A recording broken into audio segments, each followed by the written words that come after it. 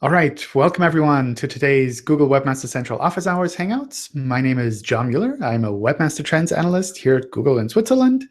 And part of what we do is talk with webmasters and publishers like the ones here in the Hangout. And it looks like there are a bunch of questions submitted already, but there are some new faces here. And for those of you who are kind of new to these Hangouts, and if you have a question that you'd like to get answered, feel free to jump on in and let us know. Hi, John. I'm not that new, but I've got a quick question, if that's all right. All right. It's a real specific one about HTTPS migration. There are certain things, obviously, that people can do to help Google kind of see that the site's migrated quickly and recrawl it. And one of those things is to do a sitemap. So you can, for example, maintain your original sitemap to your original HTTP pages, and then when Google crawls that as usual, it will see the 301 redirects and kind of jump across it. And I was just wondering if you had your personal. There's a couple of ways of doing this. One thing you can do is you maintain the existing property in Search Console. So you have an HTTP sitemap still, pointing to an HTTP site link still. And when Google crawls those in a business as usual kind of way, it will find the 301s.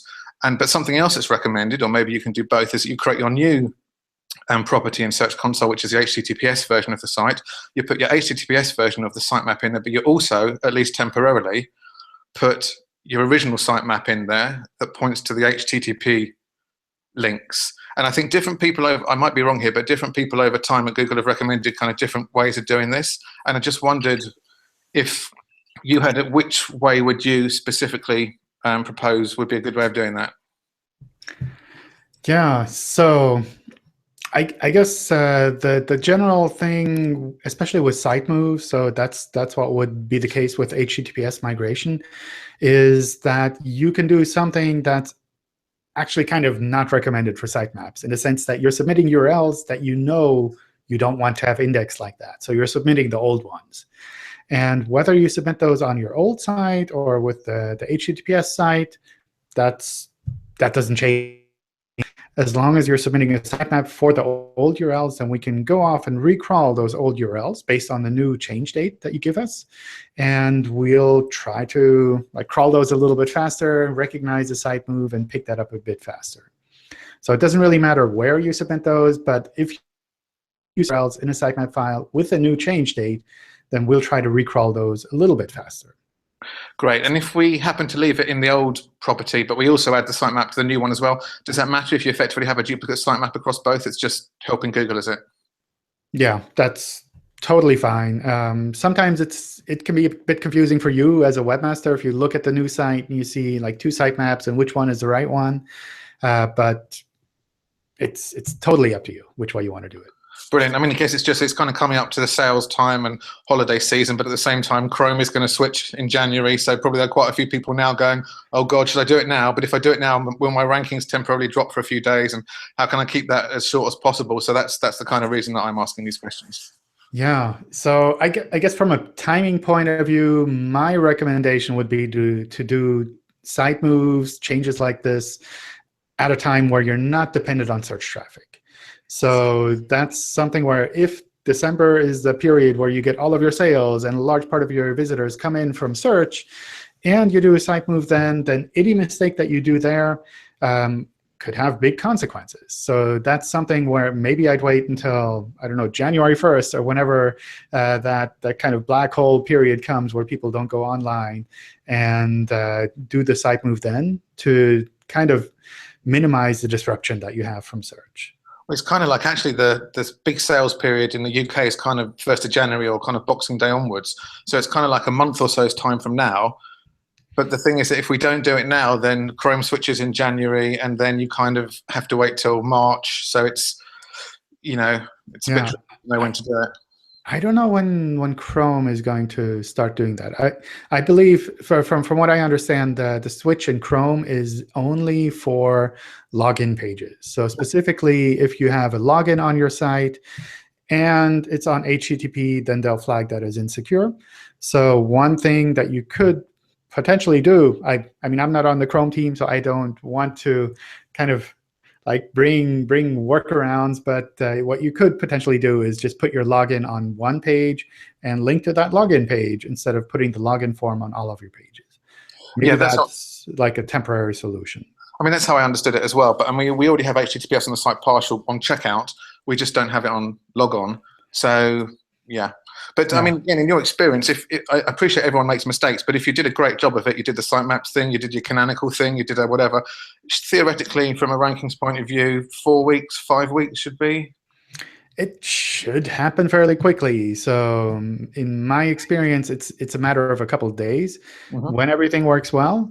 But this isn't something that I'd try to do during a time when you're dependent on search. Okay. So if you're really dependent on search, then maybe find a way to scoot that off until later, or find a way to kind of work around this temporarily.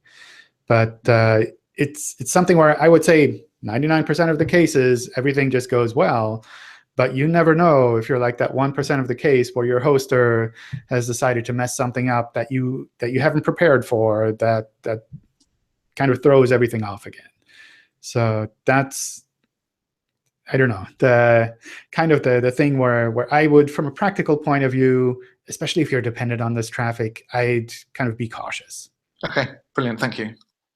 Can you highlight the speed thing you were talking about on Twitter? I think it's, wow. I mean, I really like that. I mean, so 2 to 3 seconds, and if you go over 5, you lose rankings, right?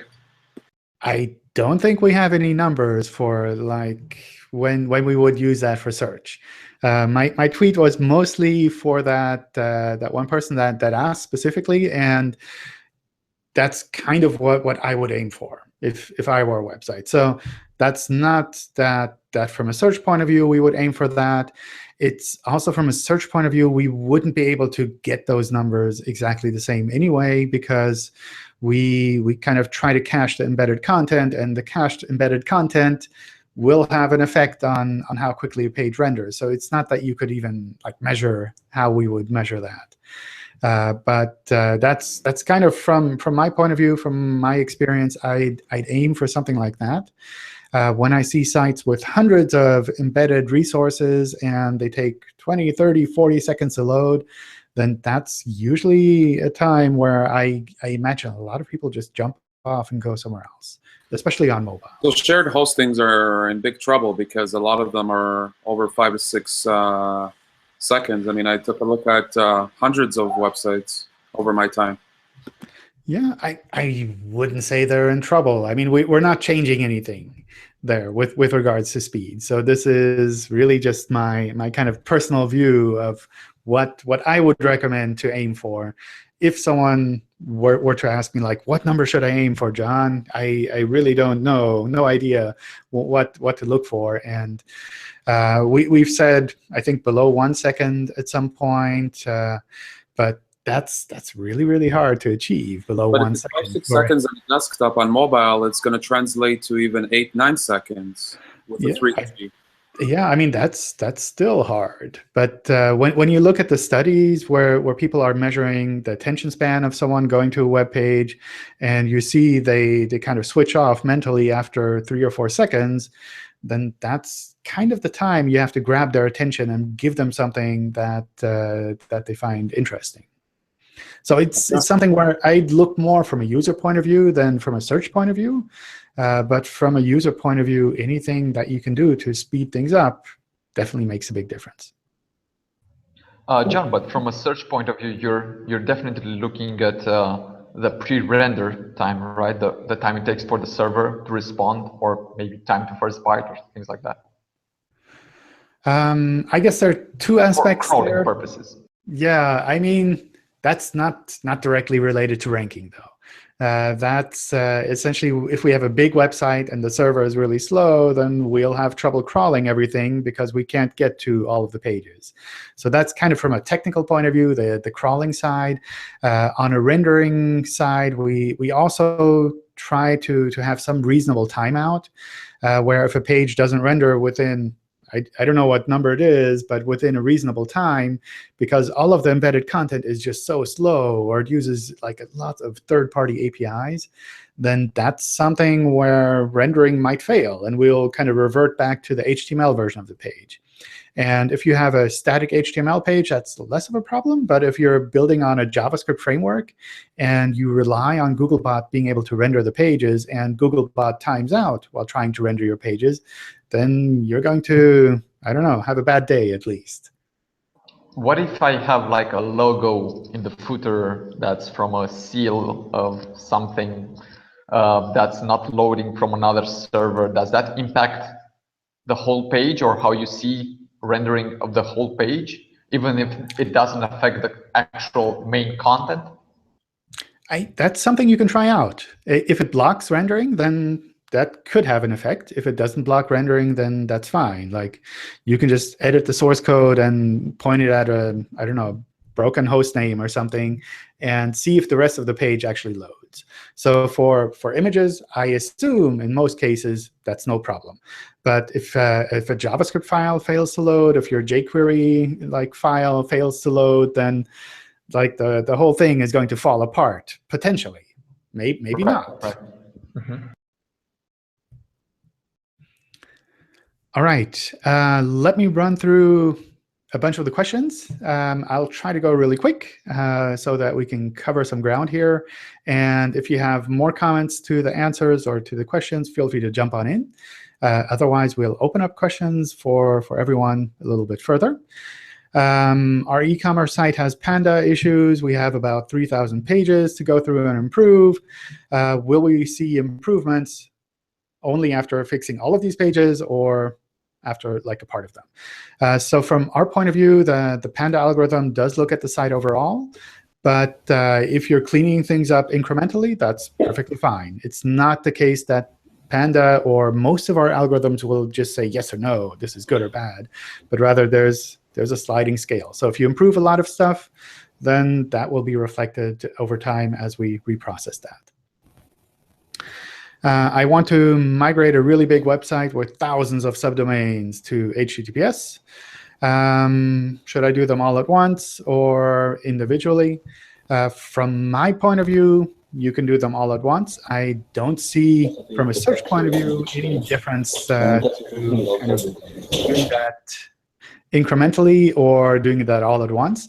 From a practical point of view, you probably want to test your setup and try out a few subdomains maybe, or a few URLs, or part of your website first to see if it actually works. So I believe The Guardian just recently moved to HTTPS, and they did a really nice blog post on what they watched out for. I take a look at what they did because they also have a lot of pages, and they managed to migrate that. More and more websites are using AngularJS. What can we do to make sure that we don't fail when it comes to search? So there are a few things. I did a video in October for Angular Connect. I would go and watch that. That's, I think, around modern websites and search, but that's kind of focusing on AngularJS. That's one thing I would definitely go through and look at those common mistakes and make sure that you have that aligned. Another thing that we recently did is a blog post on progressive web apps and search, how to make them indexable. And that essentially covers similar problems. So I would go through that blog post as well and make sure that you have all of that covered. And there's some testing tools that are mentioned there that let you kind of double-check that you're doing things right. There are also AngularJS should work fine when it comes to search. Yes? No, I was saying there's also an amazing video for progressive web app. If anyone wants to watch, it's for developers, but I think it's... Yeah, I think progressive web apps has a lot of potential, so I'm sure we'll hear a lot more of that over time. Is a photography website without a lot of textual content automatically seen as low-quality website? No. Photography website without a lot of textual content can be perfectly fine, can be high-quality website. That's perfectly fine. The main thing I would probably look at here is if you're trying to rank an image search for those photos and you don't have those photos described in any way on your website, then that's going to be really hard. Then we're probably going to show other websites that are embedding the same photos instead of your website. If if the landing pages for those individual photos is essentially DSC and some random number on top rather than a description or some clean title or caption or anything for those photos. So that's one thing to keep in mind. If you're a photographer and you don't want to rank for your individual photos, then that's perfectly fine. You'll still have content on your website saying, hey, I'm a photographer in this location, and I do these kind of photo shoots, and here are some examples. Then that's what you'll be able to rank for. In Webmaster Academy, there's a part that says if you have high-quality content, people want to revisit your site or link to it. Do you look at revisits only from queries that contain site reference, or can you see when users revisit my site via generic queries over time as well? From my point of view, I don't think we use that at all. I think this part in Webmaster Academy is more a general thing, where if you have a high-quality website, then of course people are going to recommend it to other people. And it's not that we're going to try to figure out what people are actually doing, but we'll try to figure out indirectly which websites are high quality and use that. Can you give some tips as to what the main things are that Google specifically looks for when deciding what keywords to rank a page for? And what advice can you give us if things to do if we wanted to rank for a particular word or phrase? That's kind of hard to do. But one thing I see a lot of websites mess up, especially smaller businesses, is you need to actually mention what you want to rank for. So if you're a small business and you're focusing on one specific type of product, then you need to mention that product and be clear about what your product does. So that's one thing that's kind of obvious if you look at it from that point of view. But as a small business, you're sometimes so ingrained on trying to bring your image across, and you have a website, I don't know, maybe selling your software or selling some products that you provide, and it has lots of really nice photos on it, but you don't really explain what it is that makes your business special and what it is that you want to be found for. So that's something that I definitely recommend doing, taking a step back, having someone who doesn't know your business, doesn't know your website, look at your website and say, does this really can I understand what this business is about by reading the text on this page? Would I be able to know what type of people to send to this website? I no-index content on my site, and other people keep linking to it. Do these links make my site rank higher overall, even though they point to a resource that's no-indexed? Yes. I mean, if it's no-indexed, then we will still forward the page rank from links going to that page to other links that you're linking to within that page, which is usually your navigation, the rest of your site, categories, whatever you have there.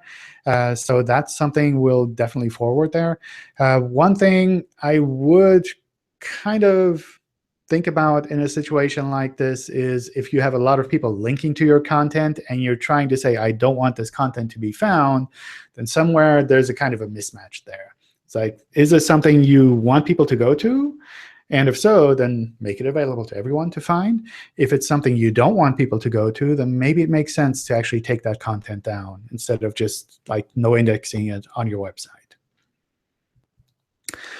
Do you check the amount of good content on a page and originality of the content, if this content can be found on any other website?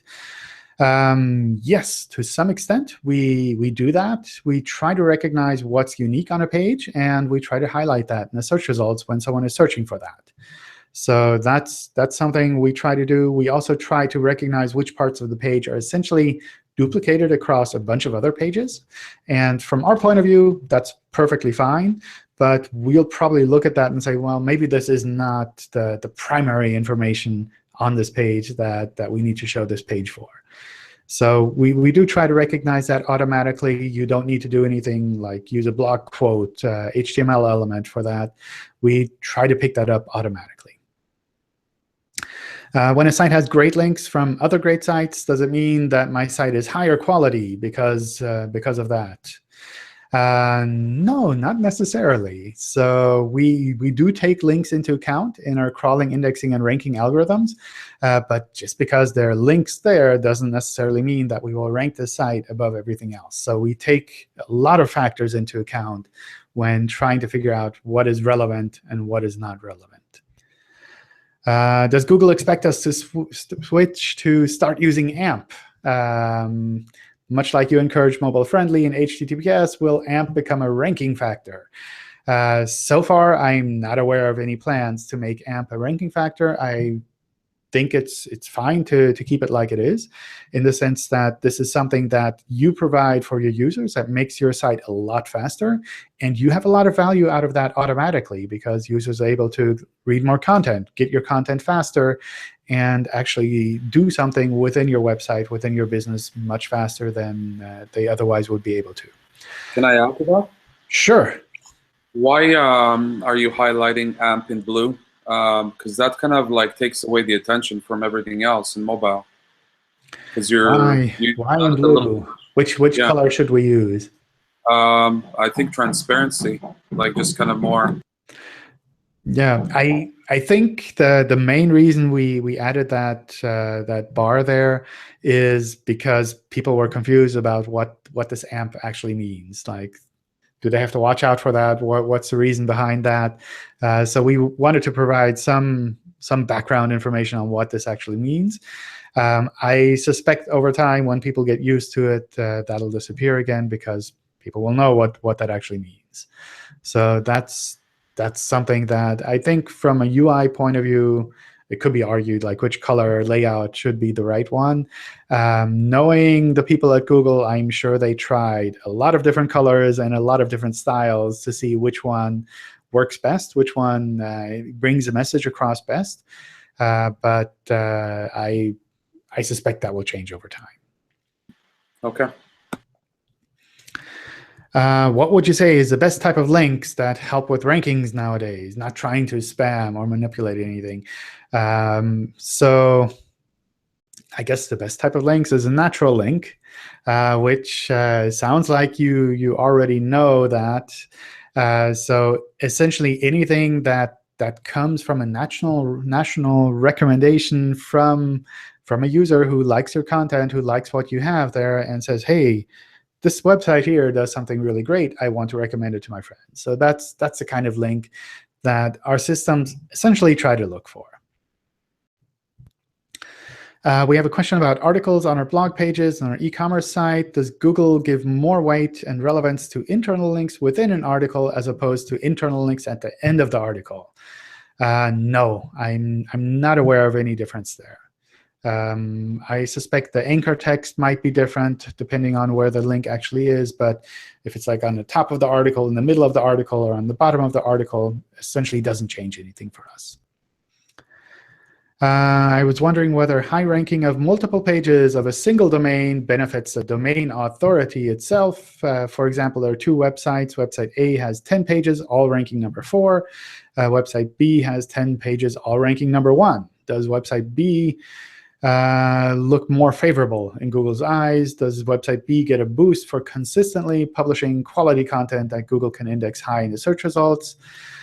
So I guess, first of all, we don't have domain authority. That's a third-party metric created by some other tools. I think it's interesting to look at, but that's not what we would use for search. With regards to whether it makes, I don't know, it's useful for a website to consistently be ranking high, I imagine if your website is the one that's consistently ranking high, then you're happy with that. That's kind of hard to say whether there's like additional value out of that. In general, especially when it comes to new content on a website, we do try to fall back on a general understanding of this website before we're able to really like figure out where does this content fit in. So if a website has consistently been giving us really high quality, great content, then if they give us something new, we'll probably look at that and say, oh, this is probably similar to the rest of their content, which was actually pretty good. So maybe we should take that into account. Whereas if a website that we don't know anything about gives us a new page, then we're kind of stuck. We don't really know what to actually do with that.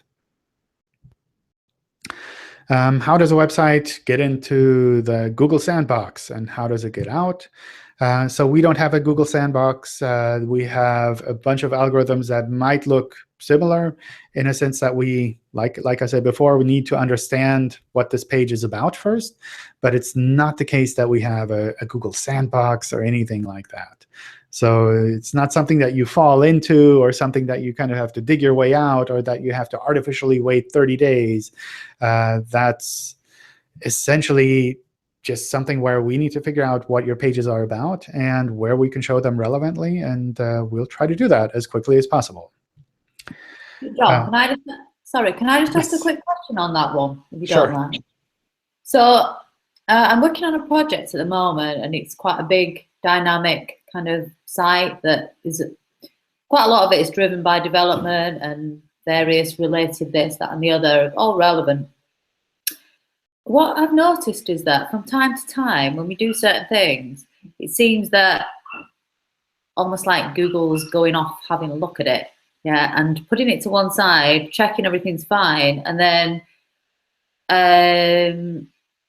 rankings drop a little bit, and then it's almost like it has been looked at, oh, that's fine, and then all activity resumes.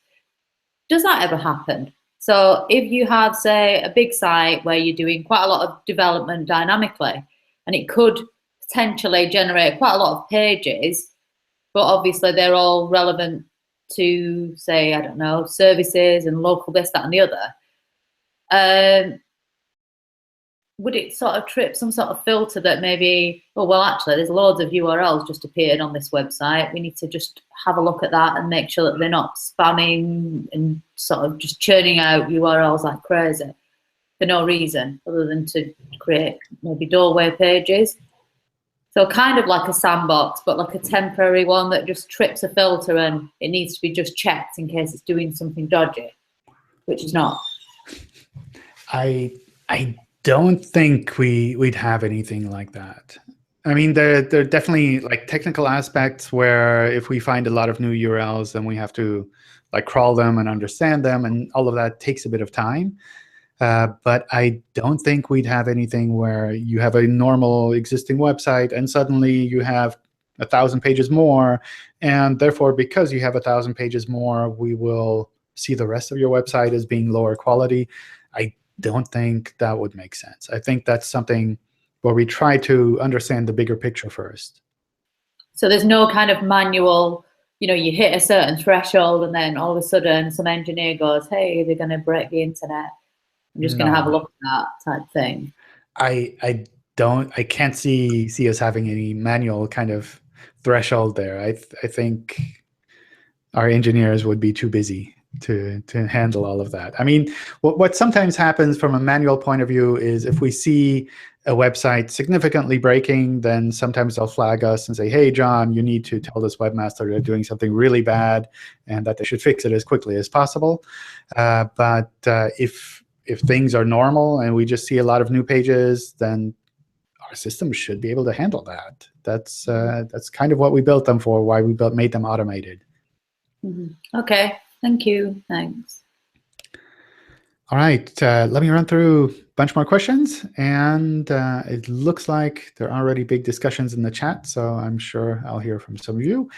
Is structured data going to be a ranking factor? Not that I know of. For large part, this is really just something that we use for rich snippets. How to stop Google from using dates with an article as the published date if none is provided? That's tricky because we sometimes try to figure out what the date might be, and we'll try to show that in the search results. So one thing that you could do is, of course, provide a date. Make a clear published date on the pages themselves so that we can pick that up. But even in cases where you do have that and there are other dates in your article, then sometimes our systems might be confused. Sometimes it's useful to just send these to us as examples, and I do pass them on to the team that works on recognizing dates and flagging them in the search results, but it's not something where we'd have like a manual list of URLs, and like someone goes in a database and says, oh, they meant this other date, therefore we'll like manually change that date in the database. That's not the case. So this is something where your feedback is valuable, but we use that to improve our algorithms over time and not to manually adjust things for that one specific article. When I post a new article on my website, it doesn't rank for a really long time, even though it's indexed, sometimes months, and eventually it just pops up where I would expect it to be. This happens over and over again. Is this some kind of a penalty? Is this a trend, or what could be happening here? This is something kind of, I guess, similar to what Don mentioned just before, in the sense that sometimes there are technical things that happen on our side where we have to understand the content first, and that can take a bit of time. But that's not something where we'd have any kind of a manual action where someone from the website team would be saying, hey, this website shouldn't have any new content, and if it does have new content, then I want to review it manually, because that's not really how Google systems operate, how Google search works. We try to automate things as much as possible. So probably, I would guess in a case like this, either there's a technical issue where we have to actually understand this content first, or your website is kind of seen from our systems as being kind of borderline from a quality point of view, where maybe we wouldn't like pick up the new content as quickly as you'd expect, just because we're not sure of how we would actually want to rank this in the search results. How much is on auto mode? How much is on auto mode right now? Oh, pretty much everything. I mean, our search results are meant to be automated. There's no possible way for us to do like the search results manually. We have a web spam team, but they're a limited number of people. There's like no chance that they could review the whole web. I did a presentation, I think, a couple weeks back for some kids, and the current number we have on how search works is 130 trillion pages. And if you printed all of those pages out, you would have, I think, over 30 piles of paper all the way to the moon. So it's like that's the quantity of content, and it's growing and growing all the time. There's no way that we could do that manually. John, So manually will be like sites. Manually will only be sites that are very, I guess, like serious issues that you guys would look at, like the spam team would look at, right?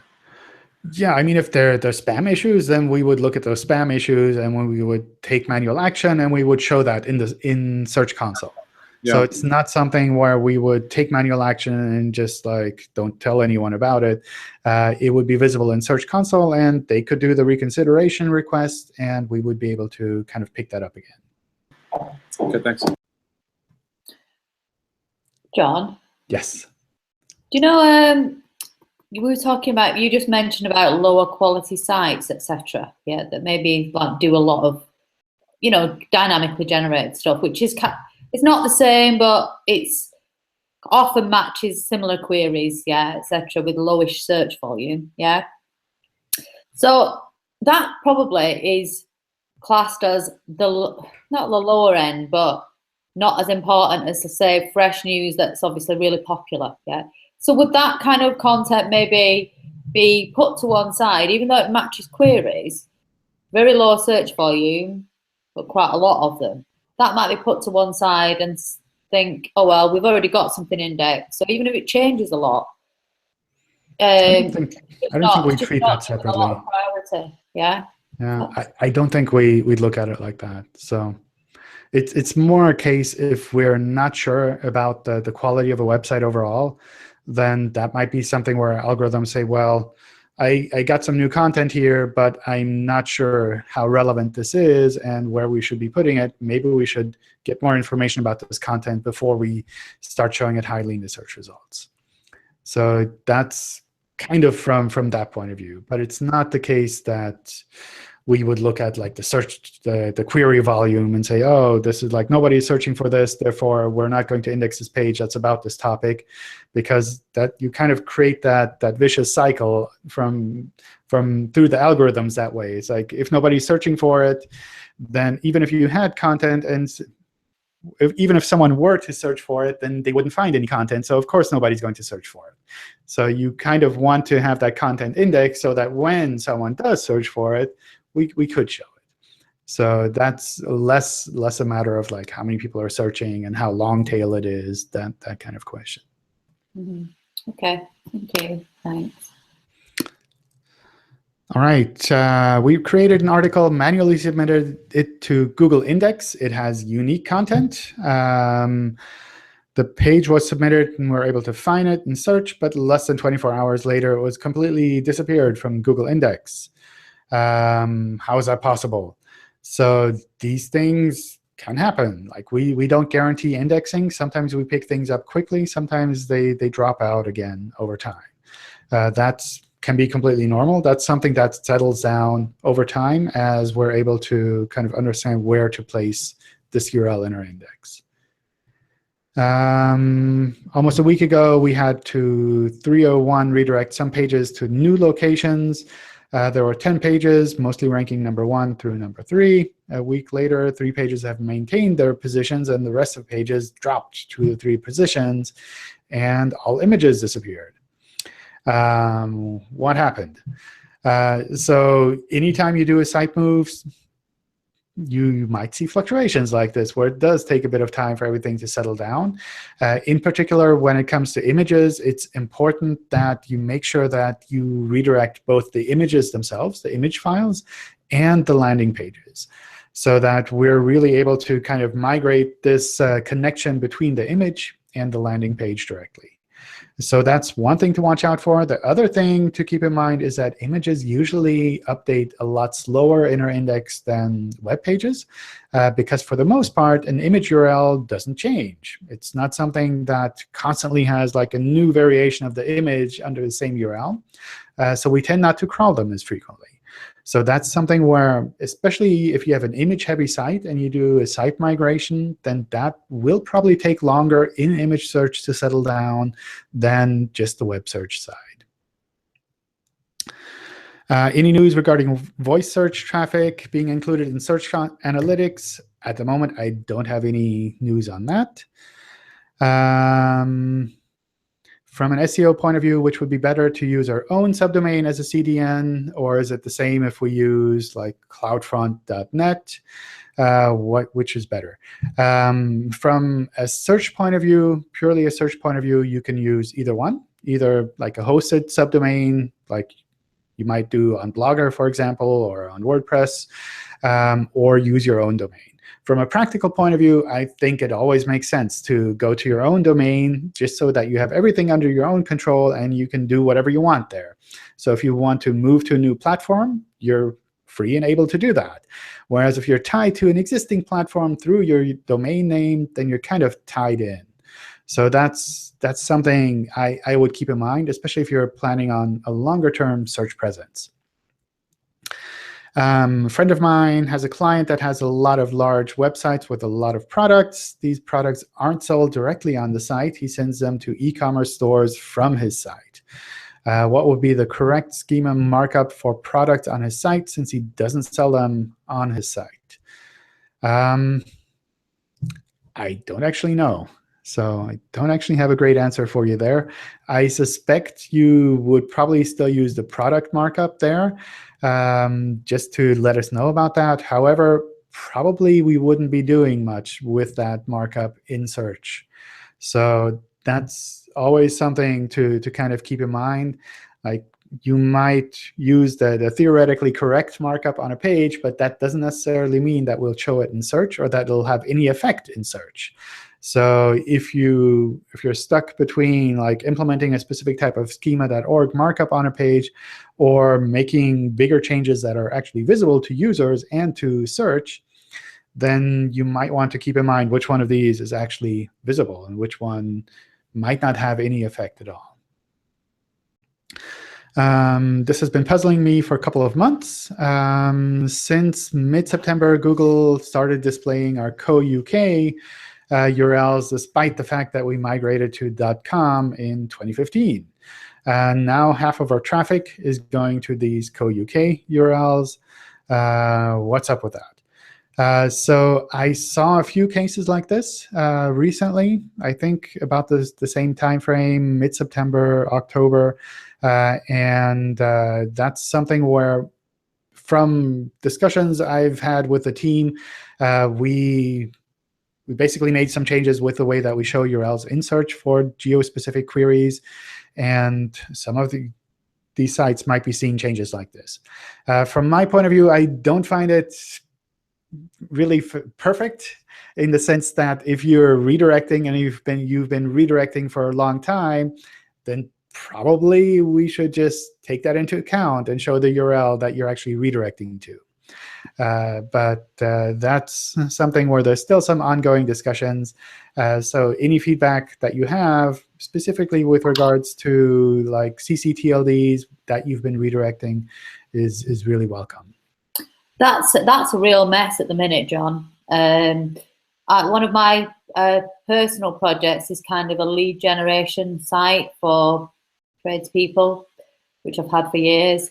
And obviously, I monitor things like, I don't know, electricians in X area. And in the UK, there's absolutely loads of sites that turn up from Australia, any other country that's got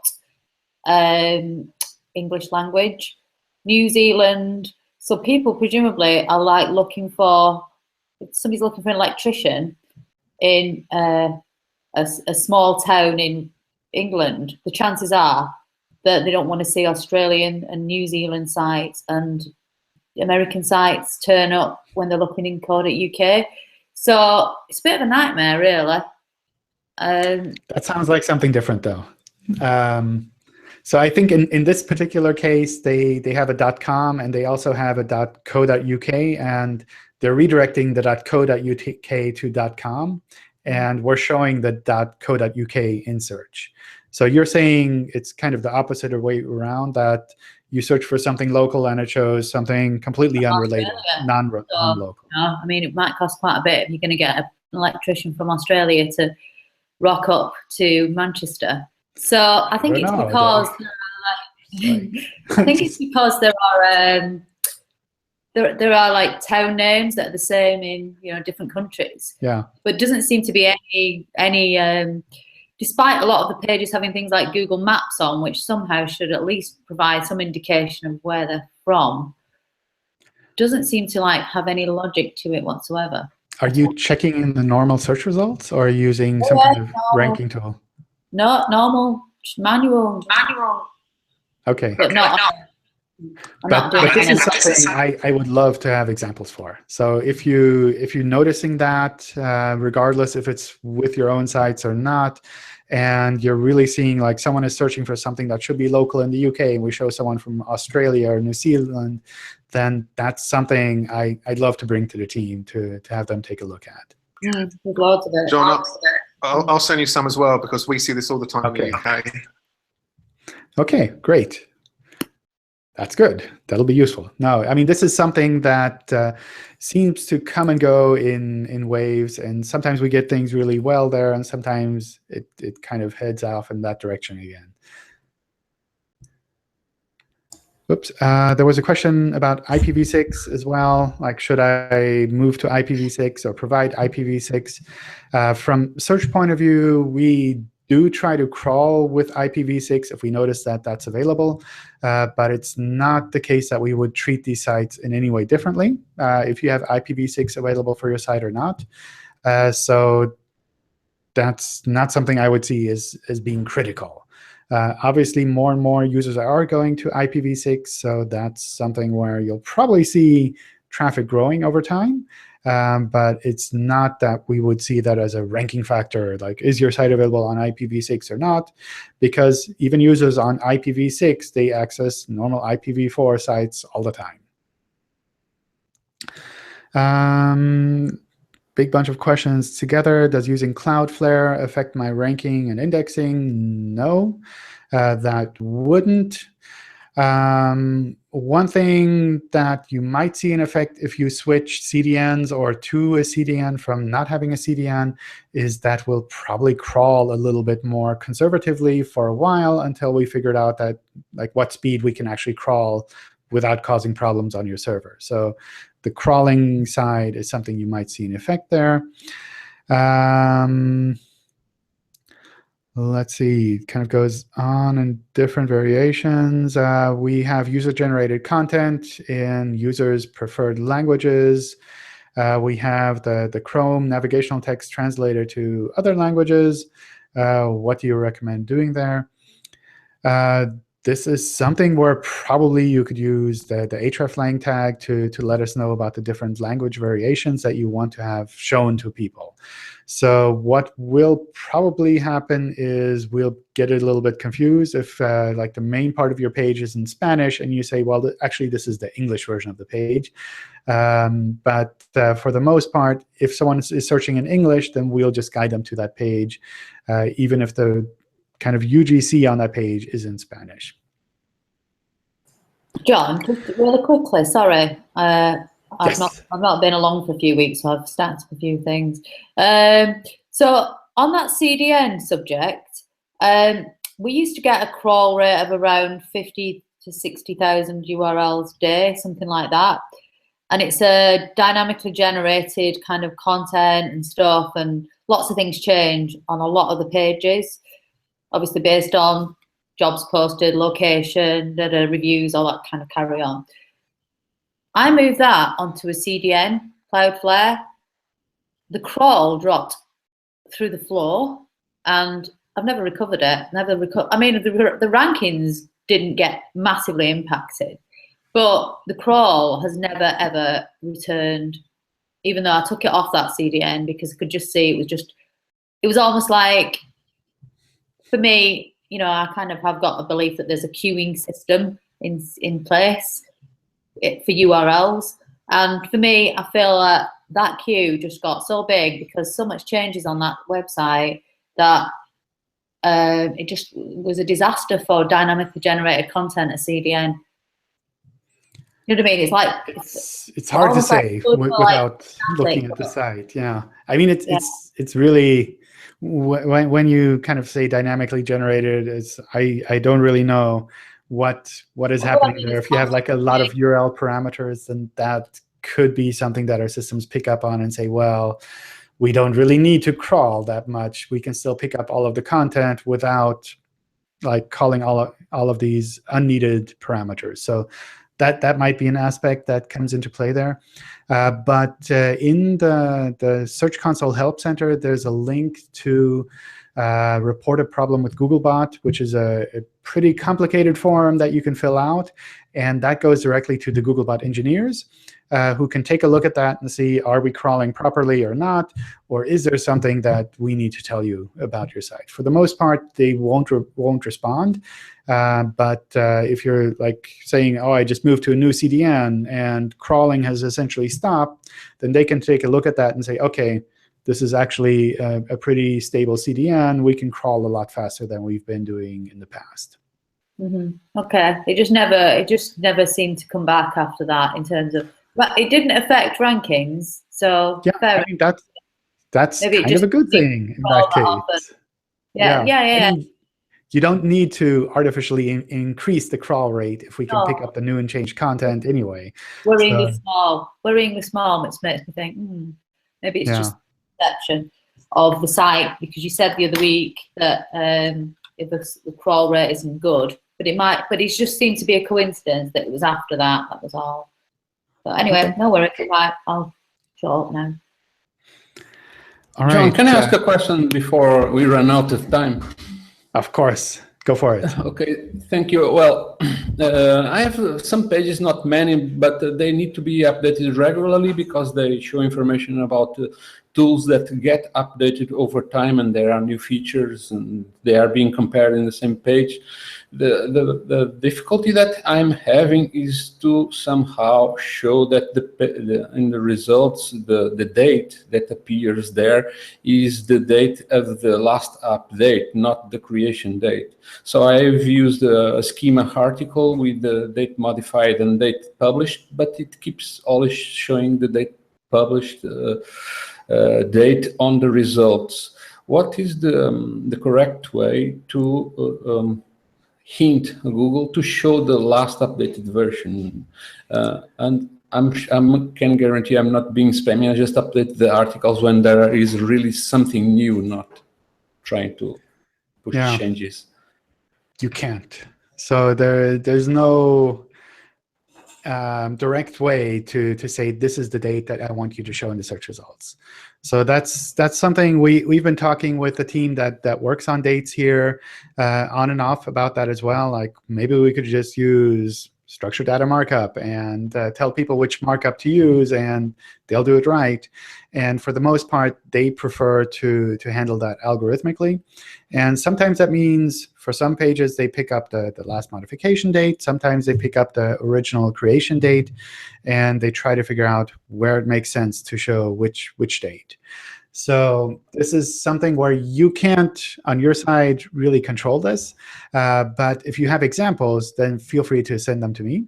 And I can bring them up with the dates team, and we can look at that and see, could we be doing that differently? Or maybe we're doing that when we look at it overall, we're still doing it in the right way, and you just need to get used to that. I don't know.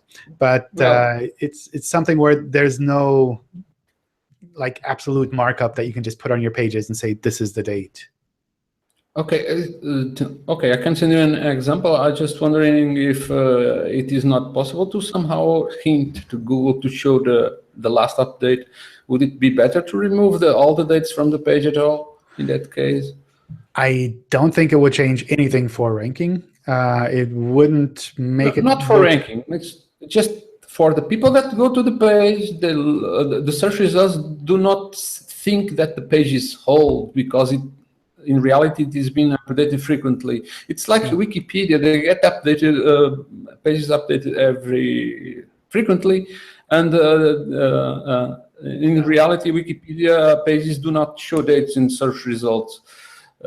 So, would it be better to remove those? I would totally leave that up to you. That sounds like something between you and your users. Like, do I want this date to be shown in search or not? And that seems like something you could even do an A/B test on and say, I will take a visible section of my site and say, I will do it like this way, and the other one, well, I'll do it the other way, and see, do users react differently? Do they even notice? But from a search point of view, we recognize when a page was originally created, even without you having the date on there, because we've just been paying attention as we recrawl your website anyway. So it's not that we need that date on there, but for users, maybe it makes sense. Maybe like you said, it doesn't make sense. Yeah, it's more not my users, it's the Google users that will look at the results and see, oh, this page is whole, when in reality it's updated frequently. But okay, I'll send you an example, and you'll figure it out if there is any hope to make it look right. Can you ask another question regarding indexing videos that are on pages, but they are published on YouTube because they are hangouts? And I have this monthly hangouts that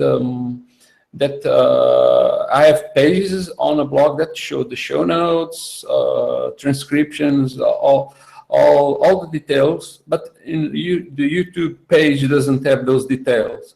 So is there any way, any correct way to make those pages appear on video search on Google instead of the YouTube videos? I don't know. That's so offhand. One thing that might make sense, or I don't know if it may make sense, is to try to see if making the YouTube video unlisted would work in a case like that. But that's what I do. But It Okay, didn't I mean, work. in general, these are 2 pages, and they both have the video on them, and we try to balance which one of these is the right one to show in the search results. And that YouTube one, there's no description, and the page on the site has all the details, all the topics, all the show notes, all the transcriptions, and Google still doesn't like my site. I don't know. That's like you're fighting with yourself. So, Exactly. The question is, shall I stop using YouTube to publish these videos? no, Yeah. I mean, at least that ranks. So that's something where you might want to look into it and say, well, why don't you just put that stuff into the YouTube description, or make it more obvious, like where the actual content page itself is, and kind of put that link to your content in the YouTube description. Make sure that people can find that connection. But some people want to go to YouTube to watch videos. They don't want to go to a random web page. So that's something where I wouldn't say we're like always doing it wrong because we're pointing them to the YouTube page instead of to your page. It's the same content, but people like to consume it in different ways. Okay, I can send you some links so you can figure if I'm doing something wrong. Sure. John, won't that always show YouTube though? This is the issue we had with when we moved to Wistia, and whether or not it's on the content's pulled through to his site, it's on YouTube. It's not on his site, so it'll always rank YouTube. Well, I mean, for video, what we'll recognize is that the video is embedded on the page, and we can show that as a landing page for video as well. So, I mean, essentially you have the same content and 2 different landing pages. And YouTube is something that a lot of people know, that we know has a really good user experience. So sometimes we do show that. Okay. But I mean, hosting it yourself, it might be another option if you're saying, well, I really, really, really don't want people to go to YouTube at all. All right, more questions. Whoops, kind of out of time. But if any of you have any last-minute questions, feel free to jump. I'll ask a related video question then. We had, I don't know if you remember, but a couple of months ago we had an issue where the videos just weren't being indexed, and then we moved to Wistia and they still weren't being indexed for 6 months. But then overnight, 70 out of 70 were being indexed, and suddenly, bizarrely, when the US site started coming back in the middle of October, all of our UK videos, which are not on the same site and not related, started being de-indexed, and we're now back down to 6 out of 70, gone right back to square one. So we have 70 of our own videos on over the last 6 weeks or so. I did that. It's no longer going to index those videos at all. Weirdly, I don't know. I'd have to look at those to kind of see what's happening. I know our algorithms try to figure out if the video landing page is really a video landing page or if it's just a random page that happens to have a video somewhere embedded. And that's kind of what we would look for to understand if it's a video landing page or not. So it's all about the video, you mean? Yeah. Like if you have the video like in a sidebar and it's like this thumbnail essentially, then our systems might look at that and say, well, there's a YouTube video embedded here or video in general, but it's really not like a primary element on the page. Would that not be an all or nothing situation then? I mean, they're all products, all with the same kind of layout. So, or will it end up being nothing if it catches up? They're certainly not hidden. I'd have to dig up that old discussion that we had with the video team there. I think specifically with regards to your site. Sorry? I'll give you something to do later if you get bored. Well, yeah, I'm always looking for more emails. Okay, we'll just keep an eye on it then. Yeah. Quick question regarding those dates. We tested with a few websites and we noticed that if we do change the publish date for an article, it does get picked up in the snippets. So wouldn't that be an easy workaround around the algorithms deciding whether the page was updated sufficiently or not? Which part would you change? The publish date. So instead of just letting, like in WordPress, instead of just letting WordPress change the modify date, we also changed the publish date to the new date, and it did get picked up in snippets. So yeah.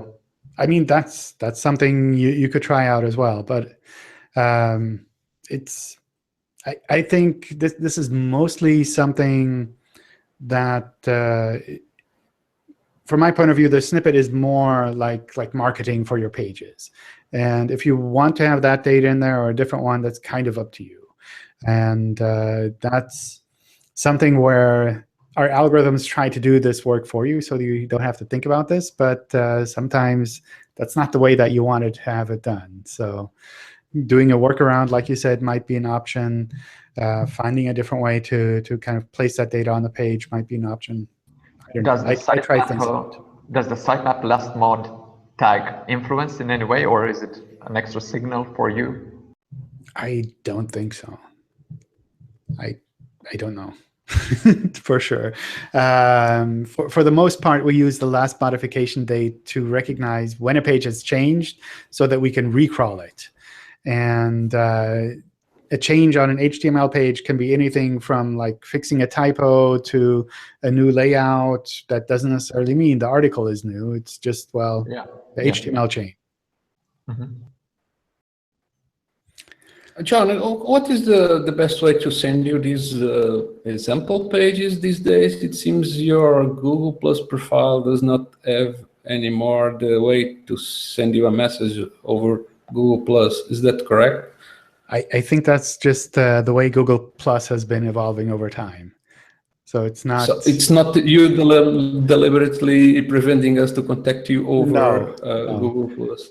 Yeah. So you can just start a thread on Google Plus and just add me, and I think you can make it like private or like take out the all, and then it's. All right. John, can I ask one really quick question? Yeah. Okay. Really so, when you get 4 10s gone, and they're never really gone, nothing's ever gone, ever, really, is it, ever? They keep getting recrawled. We say this from time to time when Googlebot was a bit mad. Each time Googlebot gets there, if there's a 410, will the time be extended or until it comes back again? So eventually it just kind of just says, well, yeah, we checked, gone. Let's just make that a little bit longer next time, longer next time, longer next time, until it just can like just drops away entirely. I wondered if there's anything like programmatically built in there, so it just like keeps dropping away, dropping away, dropping away. I don't think so.